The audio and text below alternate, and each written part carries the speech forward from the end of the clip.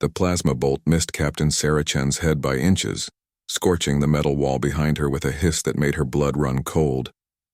She rolled behind a cargo container, her heart hammering against her ribs as more energy blasts lit up the cargo bay of the transport ship, Meridian.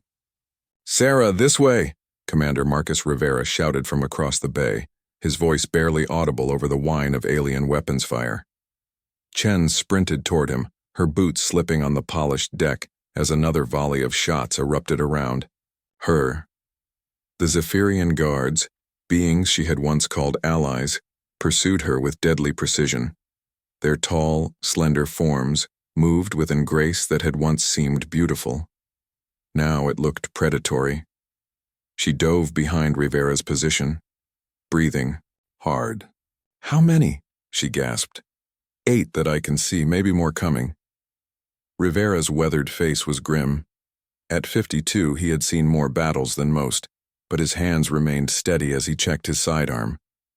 "Sarah, what the hell is happening? 20 minutes ago, we were attending a peace ceremony." Chen closed her eyes, remembering the moment everything went wrong. The Grand Hall on Zephyr Prime, filled with representatives from 12 species. Ambassador Veltar of the Galactic Council had been giving a speech about humanity's acceptance into the greater cosmic community. The words had filled her with pride. Then the explosions started. "It was a setup," she whispered. "All of it. The peace talks, the treaty, everything." A new voice cut through the chaos, cold, mechanical, transmitted through the ship's communication system. "Attention, human delegation. You are surrounded. Surrender now and your deaths will be quick." Rivera spat. "Like hell." The voice continued, and Chen recognized it as belonging to Counselor Thekvar, one of the beings she had trusted most. "Your species has been deemed unsuitable for galactic civilization. The Council has voted. Humanity must be contained before you spread beyond your single world." Chen's hands clenched into fists. "Contained? We've been nothing but peaceful. We followed every protocol, every rule they gave us." "That's exactly the problem," came Thekvar's reply, as if he could hear her thoughts. "You adapt too quickly. You learn too fast. In 50 years, you've gone from primitive spaceflight to building ships that rival our own. In another century, you would surpass us all." The cargo bay shuddered as the ship's engines changed pitch. Through the small viewport, Chen could see they were moving away from Zephyr Prime's orbital platform. "Where are they taking us?" Rivera muttered. "It doesn't matter," Chen said, her voice hardening. "We're not going to be prisoners." She activated her personal communicator, hoping against hope that the signal would reach Earth. The device crackled with static, but then a familiar voice came through. "Admiral Zhang of Earth Defense Command." "Chen, what's your status?" "We lost contact with the delegation 4 hours ago. Admiral, it's a trap. The whole thing is a trap. The Council never intended to accept us. They're planning to eliminate humanity entirely." The silence that followed stretched for eternity. Finally, Zhang's voice returned, colder than space itself. "Copy that, Captain. Message received and understood. Hold your position if possible. Help is coming." The connection died. Rivera looked at her with raised eyebrows. "Help? What help? We're 40 light years from home with a skeleton crew." Before Chen could answer, the ship lurched violently. Emergency lights bathed everything in red as the artificial gravity fluctuated. Over the intercom, an alien voice announced something in the clicking language of the Zephyrians. "What did they say?" Rivera asked. Chen's language implant translated automatically. "They're taking us to the Council fleet for public execution." The cargo bay fell silent except for the hum of the ship's systems. Then Rivera laughed, a sound devoid of humor. "Public execution? They really don't know us at all, do they?" Chen smiled grimly. "No, they don't." But even as she spoke, doubt gnawed at her. Earth was alone, surrounded by hostile aliens with technology centuries ahead of humanity's. What could Admiral Zhang possibly send that would make a difference? The ship continued its journey toward what the Council believed would be humanity's end. They had no idea what was coming for them. Chapter 2. The Fleet Admiral Zhang stood before the massive holographic display in Earth Defense Command's War Room, her face illuminated by the pale blue light of star charts and tactical readouts. Around her, the controlled chaos of military preparation filled the air with urgent voices and clicking keyboards. "Status report," she commanded. Colonel Harrison stepped forward, his tablet glowing with data streams. "Ma'am, we've confirmed Captain Chen's transmission. The Galactic Council has declared humanity a threat. Intelligence suggests they're mobilizing a fleet to blockade our system." Zhang's jaw tightened. "How long do we have?" "Based on their fleet positions, perhaps 72 hours before they reach Earth." 72 hours. Zhang had spent 30 years in the military, rising through the ranks during humanity's rapid expansion into space. She had always known this day might come. The day when humanity's neighbors decided they had grown too dangerous to ignore. "What about our assets?" she asked. Harrison's expression was grim. "Officially, 12 heavy cruisers, 36 destroyers, and the Prometheus. Against the Council's combined fleet," he trailed off. "Against their fleet we're outnumbered 50-1, Zhang finished. "But you said officially. What about unofficially?" Harrison allowed himself a small smile. "That's where things get interesting, Admiral. Project Lazarus has been operational for 18 months. Zhang nodded slowly. Project Lazarus, humanity's most classified military program. While the Council had been watching Earth's public shipyards, human engineers had been busy in the asteroid belt, far from prying alien sensors. "How many?" she asked. 215 vessels, ma'am. Every one of them equipped with the new fusion drives and kinetic bombardment systems. The aliens are expecting to fight the human fleet they've been monitoring. They have no idea what we've actually built." The war room's main screen shifted to show a tactical display of the Sol system. Red dots marked known Council fleet positions moving toward Earth. But hidden among the asteroids, invisible to alien sensors, blue dots represented humanity's secret armada. "Admiral," came a voice from the communications station. "Priority transmission from the Independence. Captain Torres reports his ship is in position near the Zephyr system." Zhang turned. "Put him through." The holographic display shimmered and Captain Torres appeared, a lean man with graying temples and steady eyes. "Admiral, we've been monitoring Council communications. They're planning something called a demonstration of final authority.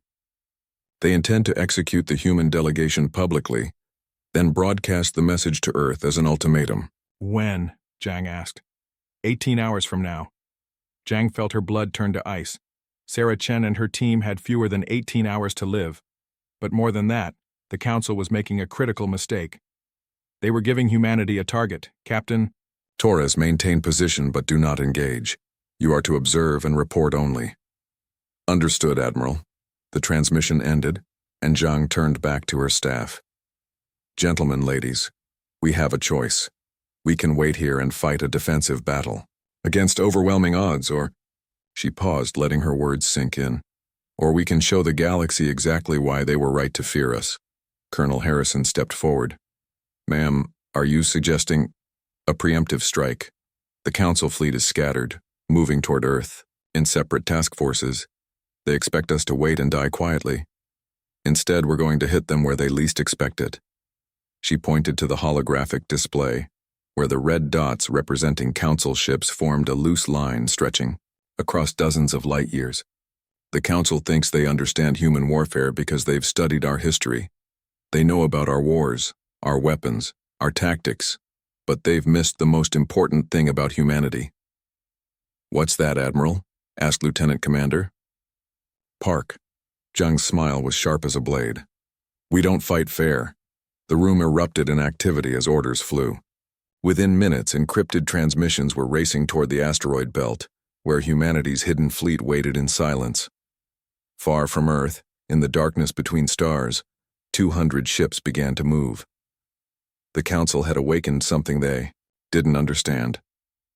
They had threatened not just humanity's survival, but its children, its future, its very right to exist among the stars.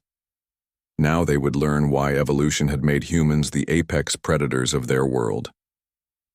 Captain Chen pressed her face against the small viewport of their prison cell, watching in awe and horror as the council fleet assembled around them.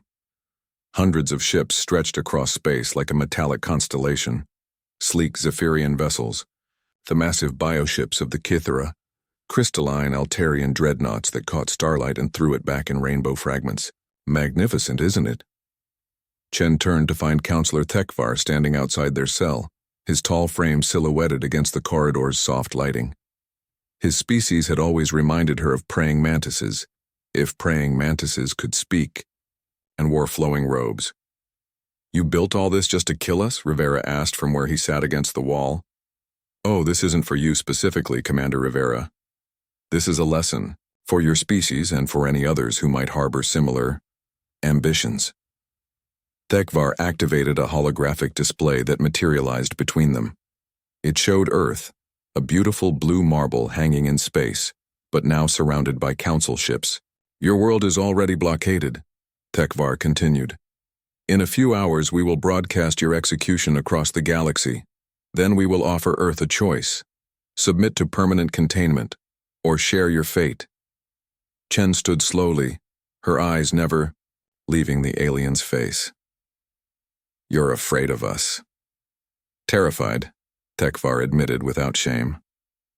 "Do you know what your species accomplished in the 50 years since first contact? You went from chemical rockets to fusion drives, from radio waves to quantum communication, from a single world to colonies in 3 systems." He gestured to the display, which now showed a timeline of human technological development. "The average council species takes 5 centuries to achieve such progress. You did it in 5 decades. At your current rate of advancement, you would control this entire sector within 200 years. So, you decided to kill us instead of helping us," Rivera said. "We decided to protect the galaxy from you." Chen felt a cold fury building in her chest. "Protect the galaxy? From what? We've never attacked anyone. We've followed every law, every protocol you gave us." "Yes, you have. You've been model citizens. That's what makes you so dangerous." Thekvar's compound eyes reflected the light, strangely as he continued. "Every other species in the council fought wars, made enemies, exhausted themselves in conflict before reaching the stars. You humans, you united. You put aside your differences and focused all your energy on growth, on learning, on becoming stronger." The alien's voice carried what might have been sadness. "You don't even realize how terrifying that is to the rest of us." Before Chen could respond, alarms began blaring throughout the ship. Thekvar's head snapped toward the corridor, as urgent voices filled the air, speaking in the rapid clicks and whistles of Zephyrian. "What's happening?" Chen demanded. Thekvar was already moving away from their cell, his face a mask of confusion. "Impossible," she heard him mutter. Then louder, "Get me a connection to Fleet Command." Chen and Rivera exchanged glances. Whatever was happening, it wasn't part of the Council's plan. The ship shuddered slightly, not from engine vibration, but from something external. Through their viewport, Chen could see the Council fleet beginning to move, formation shifting as if responding to a threat. "Admiral Zhang," Rivera whispered. "She actually did it." Chen pressed her face to the viewport again, scanning the starfield desperately. At first she saw nothing but the organized chaos of the Council fleet repositioning itself. Then she saw them, ships emerging from hyperspace like ghosts materializing from another dimension. Not the sleek, curved vessels of Earth's public fleet, but angular predators built for one purpose: war. "My God," Chen breathed. "How many are there?" Rivera joined her at the viewport. "I count dozens, maybe hundreds." The new ships moved with a precision that spoke of advanced AI control systems. They formed attack formations while still materializing from hyperspace, a feat of coordination that should have been impossible. Thekvar's voice echoed through the corridor, high-pitched with panic. "All ships, battle stations, we are under attack by unknown human vessels." Chen smiled grimly. "Not unknown, hidden." The first shots of the battle lit up space with brilliant flashes of light. The human ships opened fire while still emerging from hyperspace, their weapon systems targeting council vessels with devastating accuracy. Chen watched as a massive Kythera bioship, easily 10 times the size of any human vessel, was suddenly bracketed by kinetic projectiles moving at a significant fraction of light speed. The impact sent ripples across its organic hull like stones thrown into still water. Impossible, Rivera whispered. Those projectiles had to be moving at, 20% of light speed? How do you even aim something moving that fast? Chen's mind raced. Quantum targeting systems. They're not just hitting where the ships are, they're calculating where they'll be and firing into the future. The battle was unlike anything either of them had ever seen. Traditional space combat involved long-range missile exchanges and energy weapon duels between maneuvering fleets. This was something entirely different. The human ships fought like a pack of wolves, using their speed and coordination to isolate council vessels and destroy them before they could effectively respond. Every attack was surgical, precise, devastating. This isn't a battle, Chen realized. It's an execution. Through their viewport, they watched the council's mighty fleet, assembled to demonstrate their superiority, being systematically dismantled by ships they had never seen before. Humanity had been underestimated. That mistake was about to cost the Council everything. Chapter 4. Nothing standing, the Independence hung in space like a metallic shark, its angular hull scarred but intact as the battle raged around it. Captain Torres stood on his bridge, watching the tactical display with grim satisfaction as another Council dreadnought vanished in a bloom of nuclear fire. Target acquired, his weapons officer reported. Zephyrian flagship, bearing 27 Mark IV. Fire. Torres commanded. 3 kinetic projectiles launched simultaneously, their paths calculated by quantum computers to intercept the flagship's projected position. At 22% of light speed, the tungsten rods carried more energy than most nuclear weapons. The flagship's shields flared and died. The projectiles punched through its hull like bullets through paper. Direct hit. Target destroyed. Torres allowed himself a moment of satisfaction before turning back to the larger battle. The surprise attack had been devastating. In the first 30 minutes, the human fleet had destroyed over 60 council ships, but the aliens were adapting, forming defensive formations, and bringing their superior numbers to bear. "Captain," his communications officer called out. "Priority transmission. From Admiral Zhang. Put her through." Admiral Zhang's image appeared on the main screen, her face composed despite the chaos visible behind her. "Torres, what's your status?" "We've retrieved the human delegation and destroyed approximately 40% of the Council fleet. But they're regrouping. We can't maintain this advantage much longer." Zhang nodded. "That's all right, Captain. You've done your job. Now it's time for Phase 2. Torres frowned. "Phase 2? Pull back to minimum safe distance. All ships pull back now." Torres felt a chill run down his spine. "Admiral, what are you planning?" Zhang's smile was cold as space itself. "The Council wanted to demonstrate their authority to the galaxy. Well, I think it's time for humanity to make a demonstration of our own." The transmission ended, leaving Torres staring at a blank screen. Around him, his bridge crew waited for orders. "All ships," he announced over the fleet communication channel. "Withdraw to coordinate 77 Alpha. Maximum burn. Now." The human fleet scattered like startled birds, their fusion drives painting the darkness with blue-white fire as they raced away from the Council formation. Councillor Thekvar, aboard what remained of his flagship, watched the human retreat with confusion. Why are they running? They were winning. His aide, a younger Zephyrian whose name translated roughly to swift current, checked the sensor readings. "Unknown, Councillor. They appear to be withdrawing to long range." "Regrouping maneuver, perhaps, no matter. Signal the fleet, pursue and destroy them. We cannot allow any of these humans to escape." But even as he gave the order, Thekvar felt a nagging uncertainty. Something about the human withdrawal seemed too organized, too purposeful, as if they weren't retreating at all, but clearing the area for something else. His answer came from an unexpected direction. "Counselor!" Swift Current's voice was high with alarm. New contacts, multiple ships dropping out of hyperspace. More humans? No, sir. These signatures, they're massive, much larger than anything in the previous fleet. On the main display, space began to tear open as new vessels emerged from hyperspace. But these weren't the Wolfpack fighters that had decimated the Council fleet.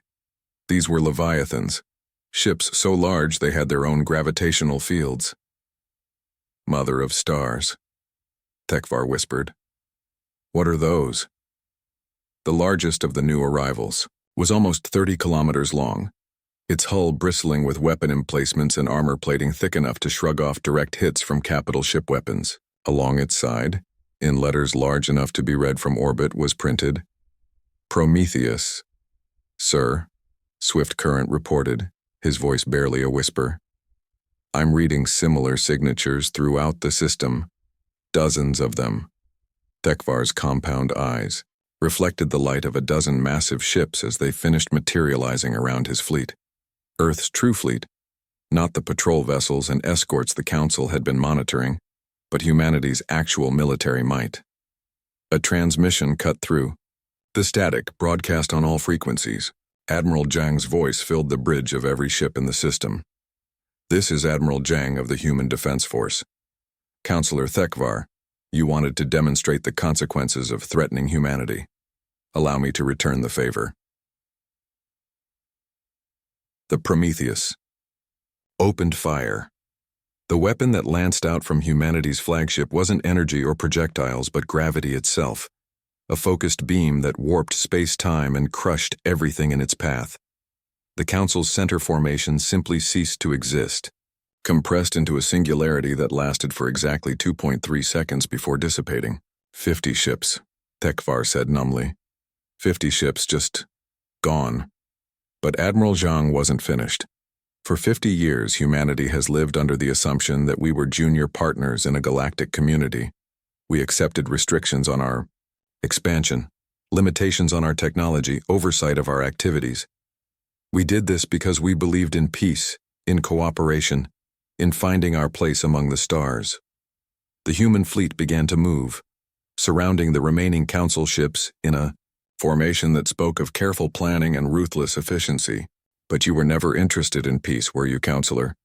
You were interested in control, in keeping humanity small and weak and grateful for whatever scraps you chose to throw us.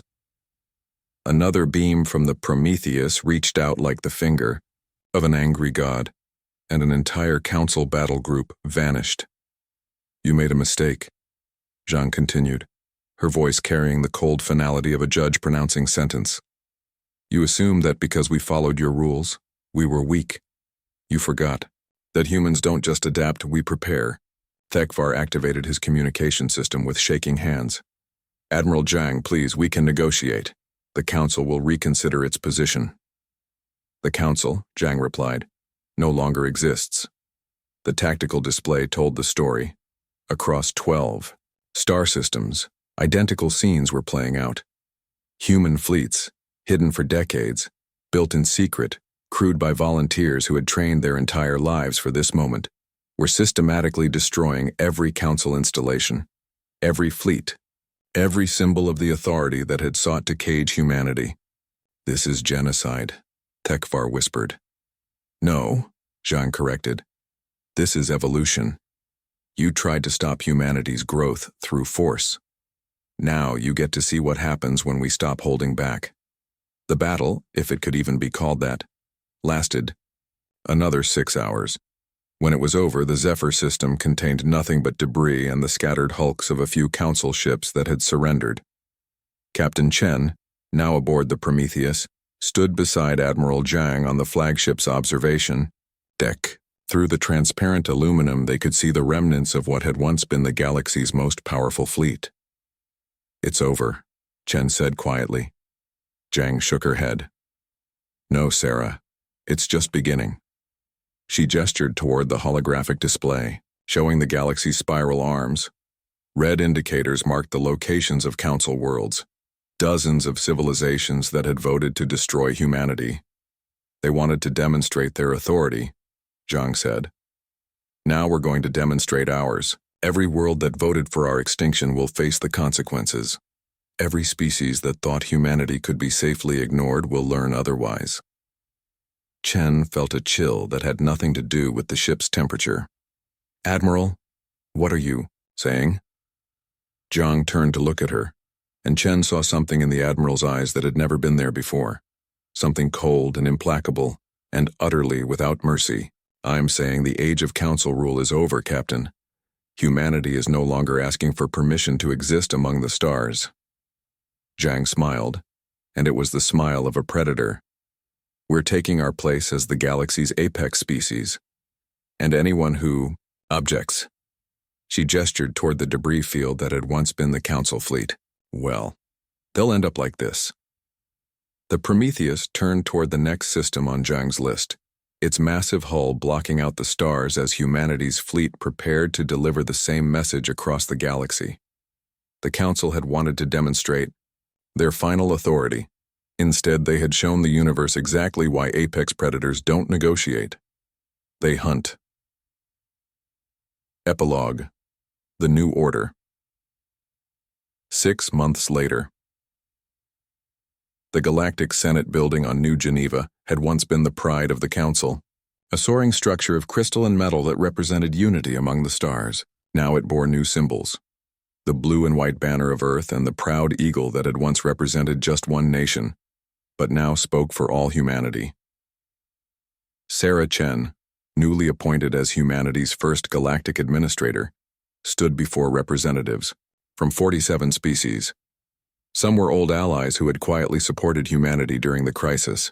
Others were former council members who had switched sides when they saw which way the wind was blowing. All of them were careful to avoid her eyes. "The human administration recognizes the sovereignty of all peaceful species," Chen announced, her voice carrying clearly through the chamber's acoustics. "Trade agreements, mutual defense pacts, and colonial charters are available to any civilization that accepts humanity's leadership role in galactic affairs." A Kithara ambassador, one of the few survivors of their species' biofleet, raised a tentacle hesitantly. "Administrator Chen, what about species that refuse to acknowledge human authority?" Chen's expression didn't change, but every being in the chamber felt the temperature drop a few degrees. "There are no such species," she replied calmly. "The last holdouts surrendered 3 weeks ago when Admiral Zhang's fleet arrived at their homeworld." She didn't need to elaborate. Everyone knew what had happened to the Altarians when they had tried to resist. Their crystal cities had been turned to glass, their fleets reduced to sparkling dust. It had taken exactly 17 minutes. "The galaxy has a new order now," Chen continued. "One based on merit, on strength, on the willingness to reach for the stars rather than cower behind ancient traditions. Humanity extends its hand in friendship to all who would join us in building this future." She paused, letting her words sink in. "But make no mistake, this is not a request. This is reality. The age of the Council is over. The age of humanity has begun." As the session ended and representatives filed out in nervous clusters, Chen remained at the podium, looking through the chamber's transparent dome at the stars beyond. Admiral Zhang's voice crackled through her personal communicator. "How did it go?" "As expected," Chen replied.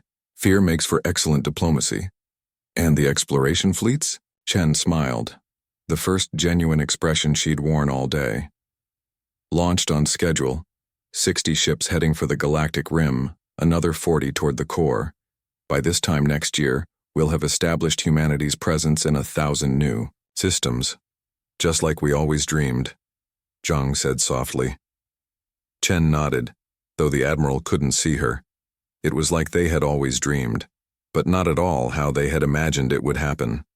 They had wanted to join the galactic community, as partners.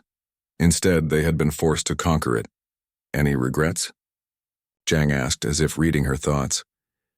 Chen considered the question as she watched a human patrol fleet pass by the space station, their sleek hulls a reminder of the power that now enforced peace across the galaxy. "No," she said finally. "They made their choice when they decided we were too dangerous to live. We're just proving them right." The communication ended, leaving Chen alone with her thoughts and the vast expanse of space beyond the dome. Somewhere out there, human ships were pushing the boundaries of known space ever outward, carrying Earth's children to worlds that had never known the touch of Sol's light. The Council had been right about one thing: humanity was too dangerous to ignore. They adapted too quickly, learned too fast, reached too far. Their mistake had been thinking that made humanity something to be stopped, instead of something to be feared. Chen straightened her shoulders and walked toward the exit, her heels clicking against the polished floor. She had meetings to attend, worlds to govern, and a galaxy to run. After all, someone had to keep the peace, and humanity had always been very good at keeping the peace, whether the galaxy wanted it or not. The end.